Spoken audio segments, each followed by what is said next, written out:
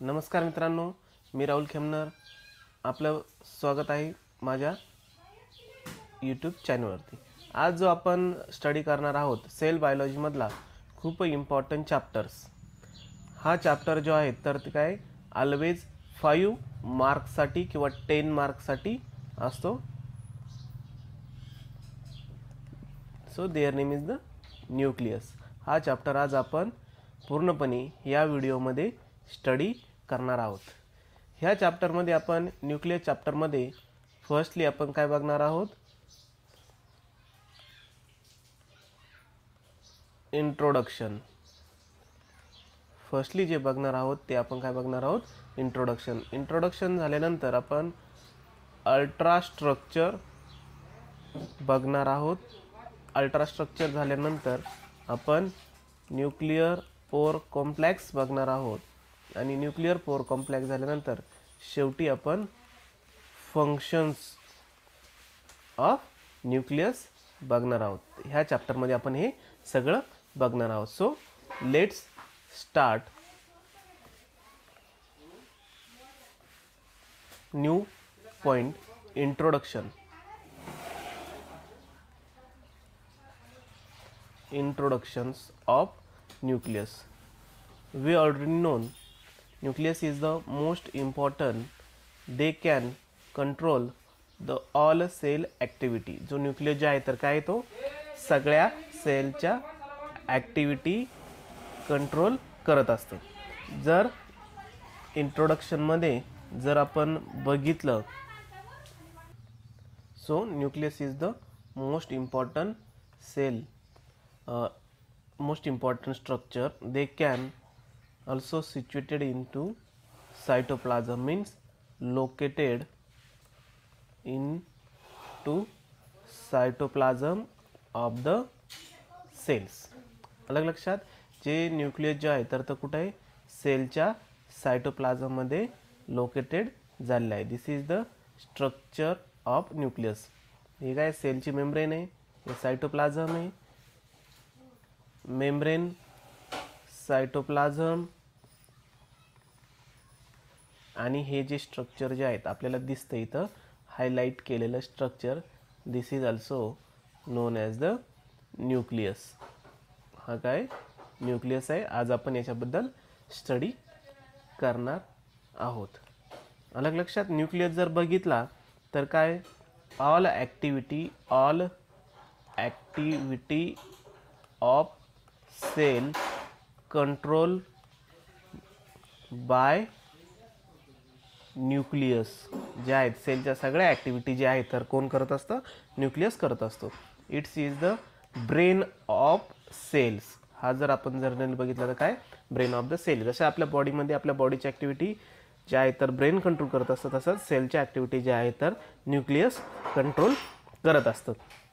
जर आपण जर बघितलं तर कोणत्या कोणत्या ॲक्टिव्हिटी आल्या, तर त्यामध्ये आपण जर बघितलं तर काय मेटाबॉलिक ॲक्टिव्हिटी. मेटाबॉलिक ॲक्टिव्हिटी झाल्यानंतर another enzymatic activity. Enzymatic activity असेल. नंतर अजून कसल्या ट्रान्सपोर्ट ॲक्टिव्हिटी असेल. ट्रान्सपोर्ट ॲक्टिव्हिटी असेल तर हे सगळं कोण कंट्रोल करतं, तर न्यूक्लियस कंट्रोल करत असतं. अलग लक्षात, न्यूक्लियस कंट्रोल करत असतं. यामध्ये आता आपण फर्स्ट पॉईंट बघणार आहोत, the discovery. Discovery of nucleus. आपल्याला सुरुवातीला माहिती असलं पाहिजे की हे न्यूक्लियसचे जे स्ट्रक्चर जे आहे तर कोणी डिस्कवर केलं हे आपल्याला माहिती असलं पाहिजे. जनरली जर आपण जर बघितलं तर one famous scientist Robert brown जे आहे तर काय केलं आहे, यांनी फर्स्टली न्यूक्लियसचं जे स्ट्रक्चर जे आहे तर काय केलं आहे, डिस्कवर केलं आहे. कधी केलं आहे तर जनरली जर बघितलं रॉबर्ट ब्राउन यांनी 1831 मध्ये काय हे न्यूक्लियसचं स्ट्रक्चर जे आहे ते डिस्कवर केलं. आणि कशात केलं किंवा कोणतं असं मटेरियल यूज केलं तर they can used flowering plants. त्यांनी काय केलं आहे की ते फ्लावरिंग प्लांट जे आहेत तर त्यांचं मटेरियल यूज केलं आणि त्यामध्ये त्यांनी फर्स्टली काय केलं आहे, हे जे न्यूक्लियस स्ट्रक्चर जे आहे तर ते डिस्कवर केलं. नंतर जर आपण बघितलं तर occurrence, most important another part जर बघितला आपण, ऑकरन्स अलग लक्षात. आपल्याला ऑकरन्स म्हणजे काय आहे की हे न्यूक्लियस स्ट्रक्चर जे आहे तर ते कुठे कुठे सापडतं किंवा कोणत्या टाईपच्या सेलमध्ये कशामध्ये प्रेझेंट्स आहे, त्याला म्हणतो आपण जनरली ऑकरन्स. तो सिम्पली ऑकरन्स जर बघितलं तर काय, nucleus is present in all eukaryotic cell. काय present in all eukaryotic cells मध्ये न्यूक्लियस जनरली प्रेझेंट असतो. अँड देन ॲबसेंट, आपण जर जनरली बघितलं तर some body cells or some type of the cell they have absent nucleus. मग कशामध्ये असतो इन आवर बॉडीमध्ये, तर RBCs, जे आपल्या बॉडीमध्ये RBC आहेत त्यामध्ये पण काय असतं, ॲबसेंट्स असतं. अजून जर बघितल्या तर आयच्या लेन्स सेल, ज्या लेन्स सेल जे आहेत तर त्यामध्ये पण ॲबसेंट असतो न्यूक्लियस. नंतर अजून एक इम्पॉर्टंट जर बघितलं तर दिस इज द प्रोकॅरियोटिक सेल्स. ज्या प्रोकॅरियोटिक सेल ज्या आहेत तर त्यामध्ये पण न्यूक्लियस ॲबसेंट्स असतो. हे होतं थोडंसं इन्फॉर्मेशन. देन नेक्स्ट जर बघितलं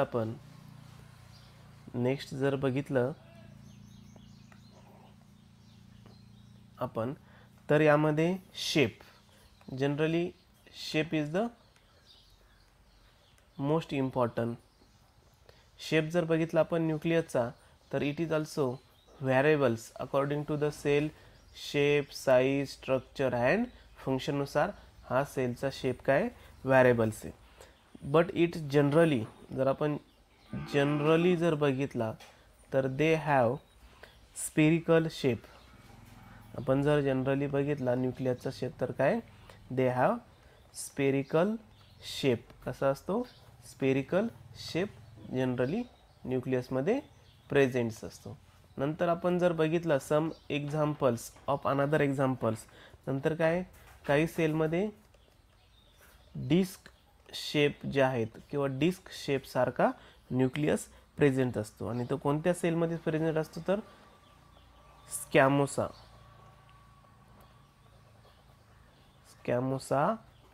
एपिथेलियल सेल ज्या आहेत त्यांच्यामध्ये काय असतो, डिस्क शेप न्यूक्लियस प्रेझेंट्स असतो. नंतर आपण जर अनदर एक्झाम्पल जर बघितलं तर काय, bilobed shape structure also present in WBCs. आपल्या ज्या बॉडीच्या WBC ज्या आहेत तर त्यामध्ये काय, bilobed shape structure nucleus presents असतो. बायलोब शेप न्यूक्लियस आपल्याला काय जनरली पाहायला भेटतो. कोणामध्ये तर आपल्या RBC मध्ये. बायलोब स्ट्रक्चर म्हणजे कसं की suppose this is the nucleus cell, here is a nucleus and this is the bilobe structure of nucleus. Then C shape structure जर बघितलं आपण तर this also present in the vorticella. जे vorticella आहे त्यामध्ये काय, सी शेप स्ट्रक्चर काय असतं, न्यूक्लियस प्रेझेंट्स असतो. This is the example. नंतर आपण जर अनदर एक्झाम्पल जर बघितलं तर काय आहे, spindle shape of nucleus present in the sperm जर बघितले आपण तर स्पर्ममध्ये काय असतो, स्पिंडल शेप जनरली स्ट्रक्चर आहे, स्पिंडल शेप प्रेझेंट्स असतो. This is the shape of the nucleus. Then next point is the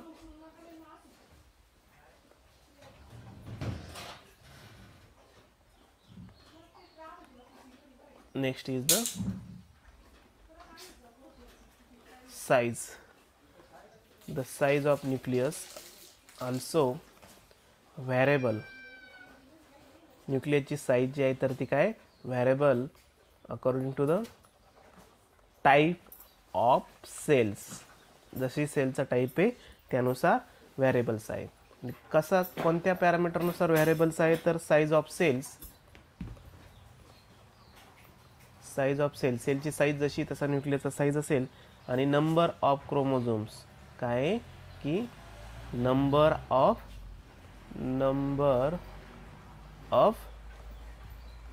chromosome.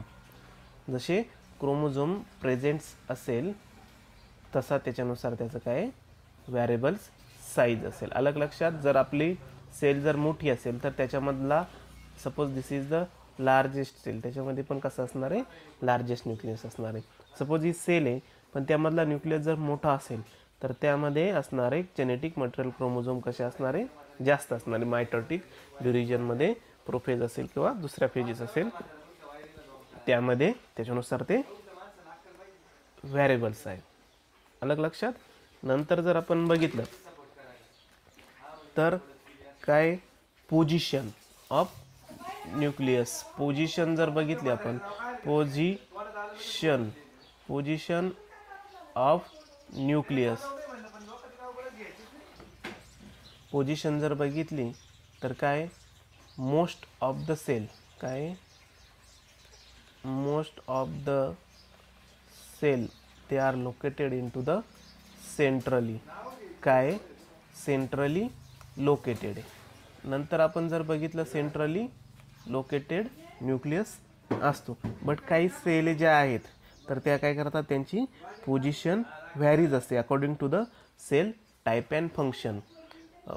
Position also vary according to types and function of cell. त्यामध्ये काही एक्झाम्पल्स बघूया आपण की कसे ते variables आहे. आलं लक्षात कसे ते व्हेरिएबल्स आहे. सो फर्स्ट वन एक्झाम्पल्स काय की suppose in some cell have present only one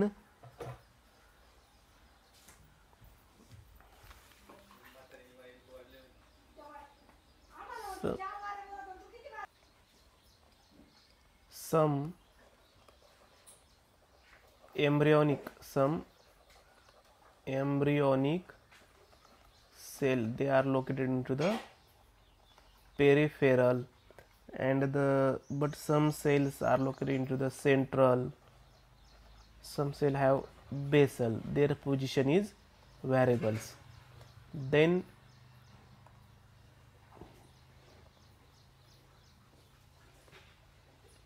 next the number of nucleus. Then next point is the number of nucleus. So this is the most important points for understanding the number of nucleus. अलग लक्षात. जर आपण जर generally बघितलं तर काय the in higher animals काय higher animals have one nucleus. काय हायर ॲनिमलमध्ये जर आपण बघितलं तर काय वन न्यूक्लियस प्रेझेंट्स असतो. बट काही सेल आहे की RBC वगैरे आपण मग शिकच बघितलं त्यामध्ये न्यूक्लियस काय असतो ॲबसेंट्स असतो. But most of the cell have single cell or one cell. These cell also called as the mononucleated cell. These also mononucleated cell. त्या ज्या सेल ज्या आहेत तर त्या काय मोनोन्यूक्लिएटेड सेल आहेत. नंतर जर आपण बघितलं की काही सेलमध्ये काय दोन सपोज मोनोन्यूक्लिएटेड म्हणजे काय, दिस इज द सेल आणि here is the nucleus present single, this is also known as the mononucleated cells.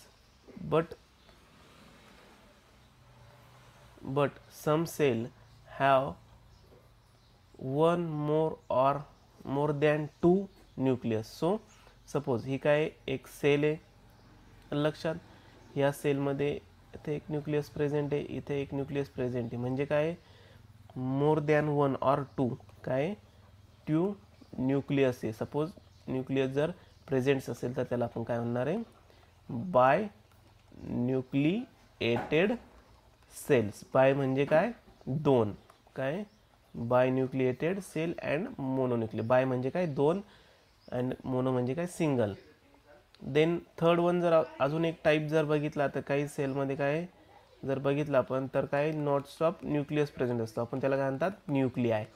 अलग लक्षात, न्यूक्लिआय प्रेझेंट्स असतात. मग अशा सेलला आपण काय म्हणतो, मल्टी न्यूक्लिएटेड सेल्स. अलग लक्षात, this also called as the multi nucleated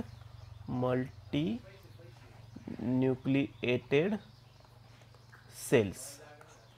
This is the main thing of or type of multi म्हणजे काय खूप सारे न्यूक्लियस त्या सेलमध्ये प्रेझेंट्स असतात. आपण जर मल्टी न्यूक्लिएटेड सेलचं एक्झाम्पल जर बघितलं तर आपल्याला काय ऑपेलिना एक एक्झाम्पल सांगता येईल. हे होतं थोडंसं इंट्रोडक्शन.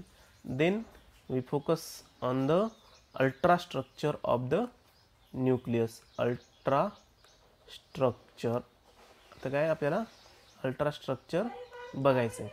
अल्ट्रा स्ट्रक्चर बघताना आपल्याला काय करायचं आहे, बघायचं आहे. मग अल्ट्रा स्ट्रक्चर बघताना आपल्याला काय काही इम्पॉर्टंट थिंग्स बघायचे. अल्ट्रा स्ट्रक्चर जे आहे तर ते आपण कशा अंडर बघू शकतो, only the under electron microscope. Observe under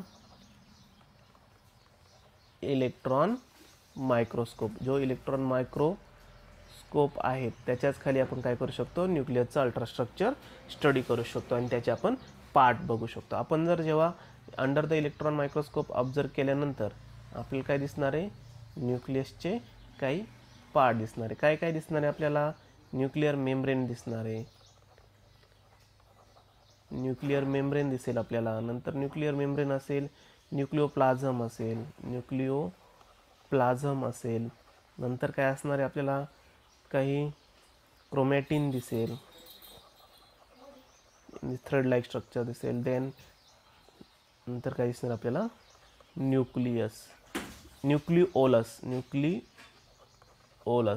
हे असे स्ट्रक्चर आपल्याला काय दिसणार आहे, अंडर इलेक्ट्रॉन मायक्रोस्कोप आपल्याला दिसणार आहोत.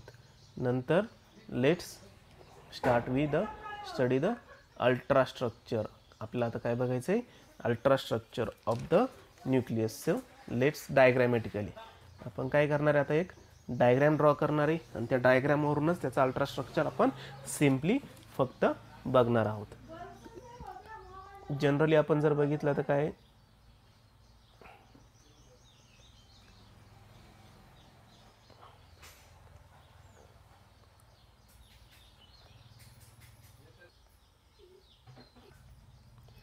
हे असं आपल्याला न्यूक्लियसचं थोडंसं स्ट्रक्चर दिसणार आहे. नंतर आपण बघणार आहे न्यूक्लिअर मेम्ब्रेनपासूनच काय असणार आहे, एंडोप्लाझमिक रेटिक्युलम काय दिसणार आहे आपल्याला, तयार झालेलं एक outgrowth like structure. Nuclear outer मेम्ब्रेनपासून एक एंडोप्लाझमिक रेटिक्युलम सारखं आपल्याला काय दिसणार आहे, स्ट्रक्चर इथे दिसणार आहे दोन्ही साईडनं. आता जर आपण बघितलं अजून डिटेलमध्ये तर हे काय असणार आहे, ही जी आहेत तर काय असणार आहे, न्यूक्लिअर आउटर मेम्ब्रेन. अलग लक्षात, जी आउटर मेम्ब्रेन जी असणार ती काय असणार आहे, न्यूक्लिअर आउटर मेम्ब्रेन. नंतर आपण जर अजून बघितलं तर आउटर मेम्ब्रेन नंतर काय असणार आहे, न्यूक्लिअर किंवा न्यूक्लियसची काय असणार आहे, न्यूक्लियसची आउटर मेम्ब्रेन असणार आहे, न्यूक्लियसची न्यूक्लिअर आउटर मेम्ब्रेन्स म्हणजे काय, न्यूक्लिअर इनव्हॉल्व्स म्हणजे काय, कवर आहे. अलग लक्षात, कवर आहे nuclear outer membrane, nuclear inner membrane, nuclear inner membrane पण आपल्याला असणार आहे. नंतर ह्या दोघांमध्ये एक स्पेस लाईक स्ट्रक्चर आहे. आपण इथं बघूया, इथं काढूया. हे काय थोडंसं असं स्ट्रक्चर आहे ना, यामध्ये काय एक पर्टिक्युलरली स्पेस आहे. अलग लक्षात, त्या स्पेसला किंवा आपण काय बघूया, इथं एक पर्टिक्युलरली स्पेस आहे. त्या स्पेसला काय म्हणतात, पेरी न्यूक्लिअर स्पेस. काय पेरी न्यूक्लिअर स्पेस म्हणतात. अलग लक्षात, पेरी न्यूक्लिअर स्पेस असतो, दोन लाइनिंग मधल्या पेरी न्यूक्लिअर स्पेस असतो. नंतर आपण जर इन न्यूक्लिओप्लाझम मध्ये जर बघितलं, तसं एक ग्रॅन्युलाइक ब्लॅक डार्क स्टेन झालेलं किंवा ब्लॅक आपल्याला स्ट्रक्चर दिसेल. ऑल्सो नोन ॲज द, काय म्हणणार आपल्याला त्याला, न्यूक्लिओलस. अलग लक्षात, दिस इज द न्यूक्लिओलस. ते काय असणार आहे, न्यूक्लिओलस असणार आहे. नंतर आपल्याला असं एक थ्रेड लाईक असं मटेरियल दिसणार आहे, this is also known as the, काय असणार आहे, क्रोमॅटिन. क्रोमॅटिन असणार आहे. आणि many other things also present in the matrix, और त्याला आपण काय म्हणतो, या न्यूक्लिओप्लाझम. न्यूक्लिओप्लाझममध्ये अशा खूप साऱ्या गोष्टी प्रेझेंट असणार, ते आपण इन डिटेलमध्ये बघणार आहोत. मग आपल्याला पहिल्यांदा काय बघायचं आहे, न्यूक्लिअर आउटर मेम्ब्रेन म्हणजेच काय, न्यूक्लिअर इन्व्हॉल्व. नंतर काय, nuclear membrane, perinuclear space, chromatin and nucleus. आपण जर बघितलं तर काय की अजून एक स्ट्रक्चर इथं राहिले आपल्याकडून, nuclear pore. This is also exchange of material from cytoplasm to the nucleoplasm और न्यूक्लिओप्लाझम टू द सायटोप्लाझम. याचं काय काम आहे की exchange of material from cytoplasm to nucleoplasm. आता ही जी डायग्राम झाली ती कशी झाली, अल्ट्रा स्ट्रक्चर ऑफ न्यूक्लियस. अलग लक्षात, अल्ट्रा स्ट्रक्चर हे काय आपलं न्यूक्लियसचं या ठिकाणी थोडं सिम्पली अल्ट्रा स्ट्रक्चर आपण या ठिकाणी न्यूक्लियसचं बघितलं आहे. नंतर जर आपण बघितलं की याचं खूप नंतर डिटेलमध्ये आपण व्हिडिओ बघवणार आहे. पण त्यामध्ये आपण जर बघितलं की न्यूक्लिओलस प्रेझेंट असतं, क्रोमॅटिन प्रेझेंट्स असतात and many other thing presents असतात. So let start, we directly go on to the next point, functions. काय आपल्याला फंक्शन्स बघायचे, किंवा आपण जर बघितलं की न्यूक्लिअर पोर वगैरे बघितलं, त्याची साईज वगैरे बघितली, आपण जर फंक्शन जर बघितले तर यामध्ये काय की फंक्शन्स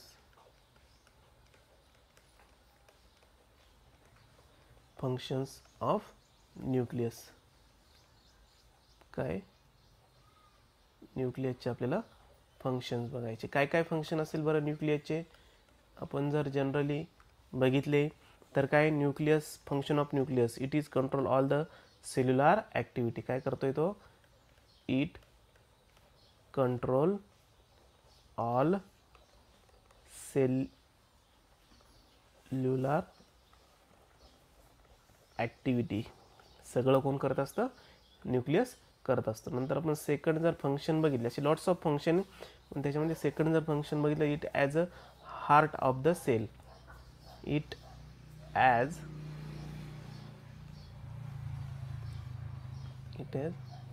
हार्ट ऑफ सेल. काय, हार्ट ऑफ द सेल आहे.